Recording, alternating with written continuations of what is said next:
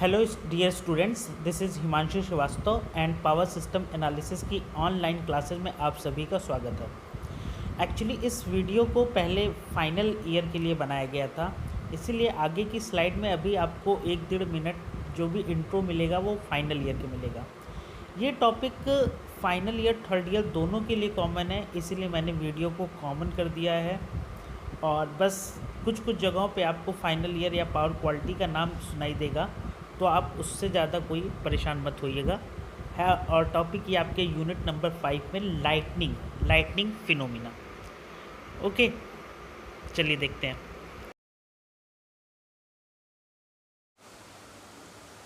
Hello dear students, this is Himanshu Shrivastava and power quality की online classes में आपका स्वागत है।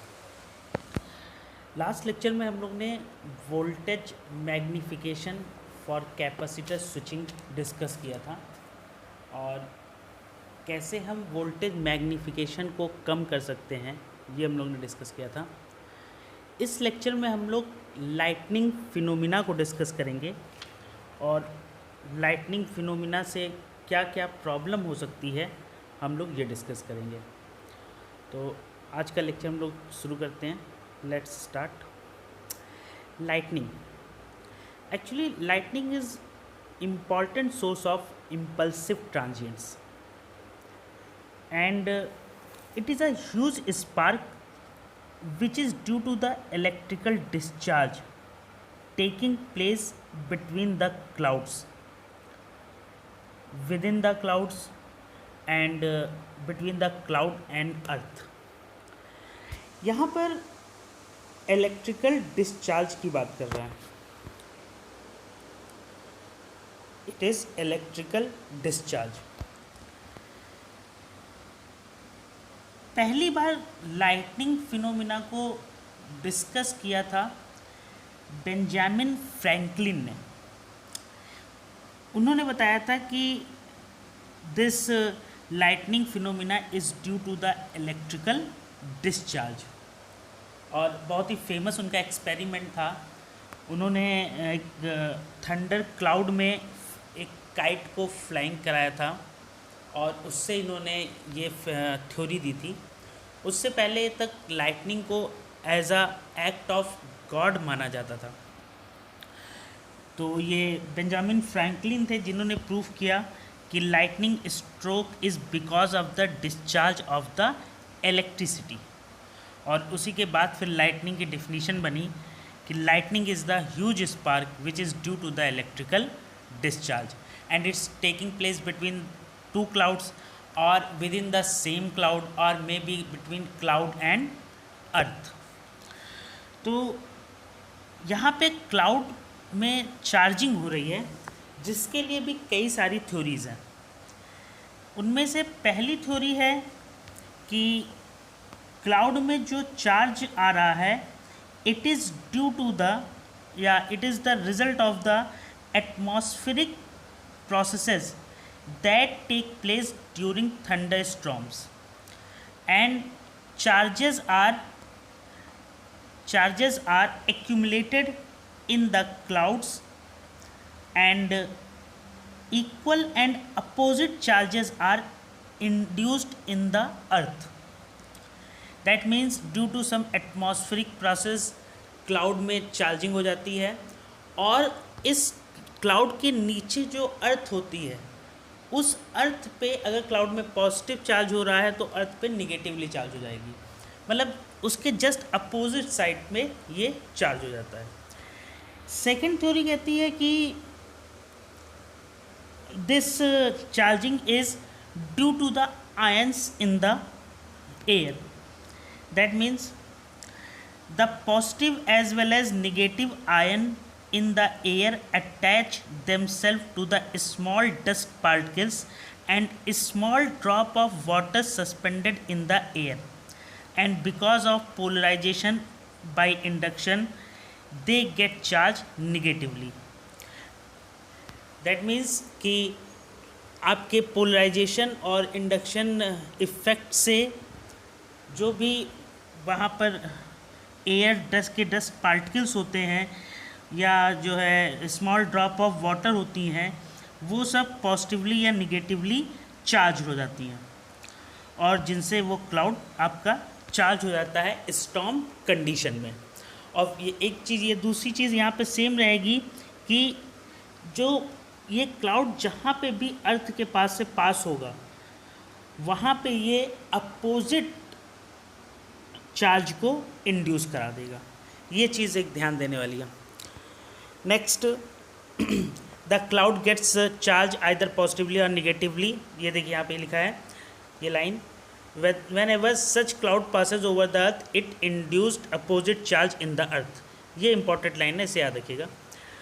Then lightning discharge requires the puncture of the air between cloud and earth, and for the breakdown of the air 30 kilovolt per centimeter electric field is required, but the cloud has only 10 kilovolt per centimeter electric field due to its moisture content। तो अगर electric field ही cloud की कम होती है तो फिर हमारी lightning कैसे takes place होती है, इस चीज़ को हम लोग समझेंगे कुछ डायग्राम से, जिनमें पहला डायग्राम है, जब भी किसी क्लाउड के नियर में लोकल चार्ज कंसंट्रेशन होता है, जैसे यहाँ पर ये है लोकल चार्ज कंसंट्रेशन होता है, तो उसकी वजह से एक पोटेंशियल ग्रेडियंट आता है, और इस पोटेंशियल ग्रेडियंट की वजह से जो भी पोटेंशियल की वैल्यू होती है वो क्रिटिकल ब्रेकडाउन वैल्यू से ज़्यादा हो जाती है, और ये क्रिटिकल ब्रेकडाउन वैल्यू से ज़्यादा हो जाती है, जिससे जो सराउंडिंग एयर होती है that gets ionized and electrical stream starts from the cloud towards the अर्थ।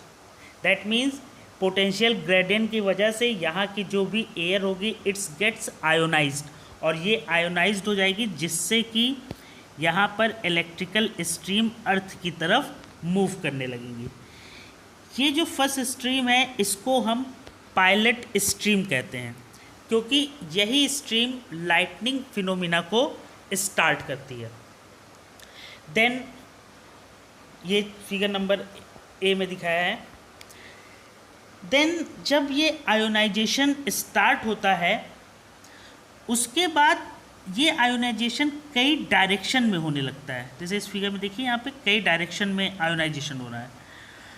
इस टाइप की स्ट्रीम को स्टेप्ड लीडर कहते हैं, और इसकी जो लेंथ होती है वो 50 सेंटीमीटर होती है, and it accomplished in few microsecond. यहाँ पे पायलट स्ट्रीम जो होती है इसमें करंट की वैल्यू अप्रॉक्सीमेटली 100 एम्पियर तक होती है, और इसकी स्पीड 0.5 मीटर पर माइक्रोसेकंड होती है। देन स्टेप लीडर जो होती है ये ग्राउंड से कनेक्ट होता है, और जैसे ही ये ग्राउंड से कनेक्ट होता है तो बहुत ही तेज़ी से स्ट्रोक ऑलरेडी आयोनाइज पाथ से वापस फिर क्लाउड की तरफ चलने लगता है। जैसे ही ये स्टेप लीडर ग्राउंड से कनेक्ट होता है यहाँ पे पावर फिर वापस क्लाउड की तरफ ट्रांसफ़र होने लगती है, और इस स्ट्रीम की इंटेंसिटी बहुत ही ज़्यादा हाई होती है, and it carry at approximately 1 kilo ampere to 200 kilo ampere current, 200 kilo ampere current, and its speed is about 10% of the light speed. So negative charge of the cloud here, जब ये वापस जाने लगता है तो ये जो यहाँ पे जो भी निगेटिव चार्ज था क्लाउड में, this negative charge is neutralized by this positive charge. So इस पोजीशन में हमें लाइटनिंग फ्लैश दिखाई पड़ता है। जो हम जिस चीज़ को हम बिजली का चमकना कहते हैं, वो हमें इसी पोजीशन पे दिखाई देती है जब हमारा पॉजिटिवली चार्ज जो अर्थ से वापस जा रहा है, रिटर्न हो रहा है, ये क्लाउड के निगेटिव चार्ज को न्यूट्रलाइज कर देता है। जस्ट इस इंस्टेंट पे हमें लाइटनिंग फ्लश दिखाई देता है।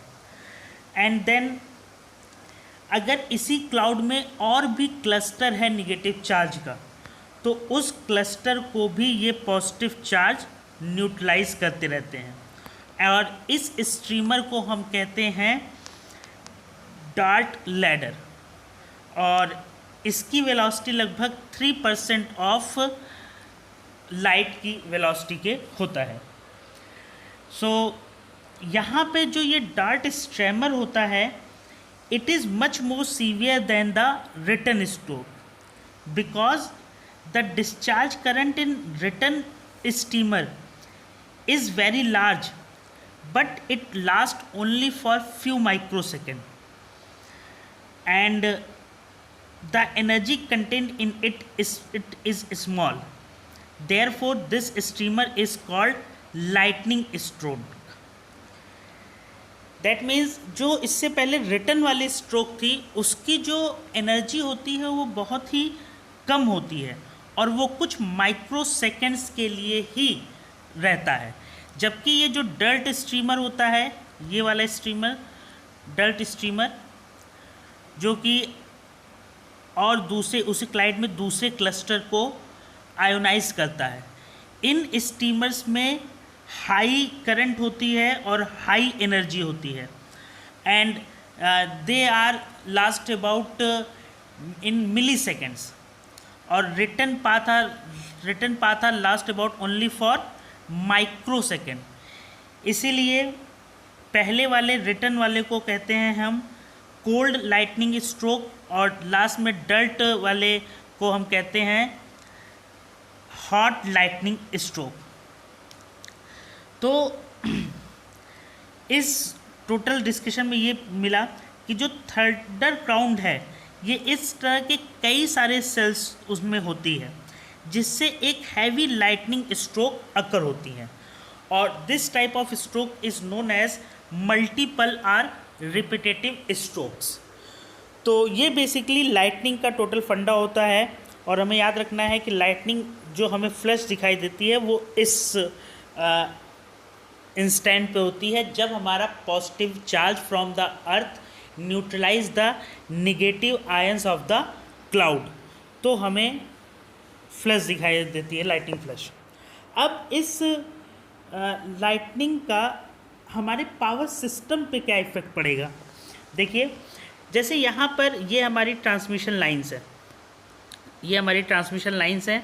अब इन ट्रांसमिशन लाइन पे कोई प्राइमरी लाइटनिंग आपकी होती है, तो ये ट्रांसमिशन लाइन से सर्जेस मूव करती हैं ये ट्रांसफार्मर में, देन ट्रांसफार्मर से आपके यूटिलिटी में और यूटिलिटी से आपके टोटली जो भी आपके मतलब घरों में इक्विपमेंट्स लगा है उनमें ये मूव करेगा।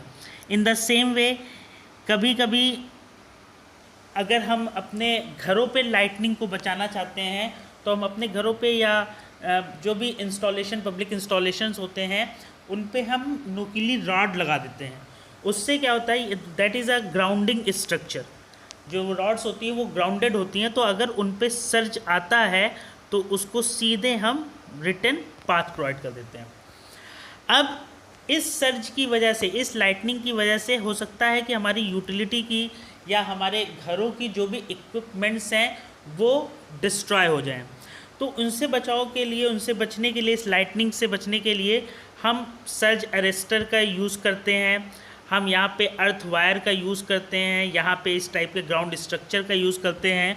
तो कई सारी प्रोटेक्शन डिवाइसेस का हम लोग यूज़ करते हैं और जिसको हम आगे के लेक्चर्स में प्रोटेक्शन डिवाइसेस को भी पढ़ेंगे। तो ये टोटल था लाइटनिंग फिनोमिना और उससे क्या नुकसान हो सकता है। तो आज का लेक्चर बस यहीं तक रखते हैं।